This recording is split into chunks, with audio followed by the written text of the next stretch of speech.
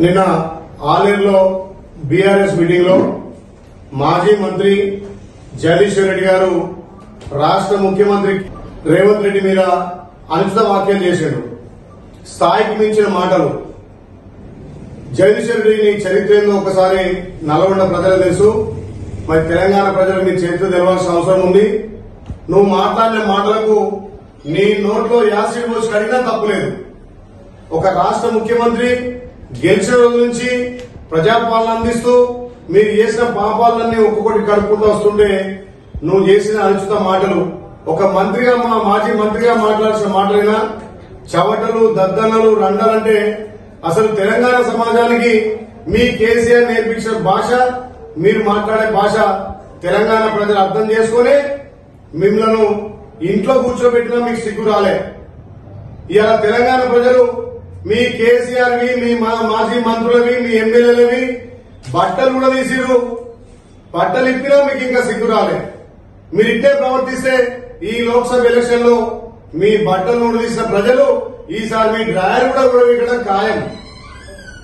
అనుచిత వ్యాఖ్యలను ఇప్పటికైనా బంద్ చేసుకుని ప్రతిపక్ష హోదా నిర్వహించాల్సిందిగా మీ కేసీఆర్ కు, మీ మాజీ మంత్రులకు, మీ ఎమ్మెల్యేలకు చెప్పుకోవాల్సిన బాధ్యత మీది. కానీ బాధ్యత మరిచి నువ్వు ఒక ఇంకా మంత్రి లెక్క మీరు ఇంకా ప్రభుత్వం ఉన్నట్టుగా విర్రవీగే మాటలు తెలంగాణ ప్రజలు గమనిస్తున్నారు. నువ్వు మాజీ మంత్రిగా నువ్వు చేసిన అభివృద్ధి ఏంటి? కేసీఆర్ ఫామ్ హౌస్ లో మందులో సోడా కలిపే నువ్వు మంత్రి పదవి తెచ్చుకొని మా ముఖ్యమంత్రి గురించి నువ్వు అనుచిత వ్యాఖ్యలు చేయడం మీకు ఎంతవరకు తగునని చెప్పి ఇలా మేము మీకు హెచ్చరిస్తున్నాం. మీకు ఇప్పటికైనా సిగ్గు శరం ఉంటే మీరు చేసినటువంటి 9.5 సంవత్సరాల పాలనలో ఒక్కొక్కటిగా నిజాలు బయటపడుతున్నాయి. లిక్కర్ స్కామ్, కాళేశ్వరం దోపిడీ, ఫోన్ ట్యాపింగ్లు, నీ గత జీవితంలో నీ దొంగతనాలు ఇలా తెలంగాణ ప్రజలు గమనించే మిమ్మల్ని ఇంట్లో కూర్చోబెట్టినా గానీ సిగ్గు లేకుండా నిన్న ఆలేరులో నువ్వు చేసిన అనుచిత వ్యాఖ్యలను మేము తీవ్రంగా ఖండిస్తున్నాం. మా ముఖ్యమంత్రి రేవంత్ రెడ్డి గారికి నువ్వు బేషరతుగా క్షమాపణ చెప్పాలి.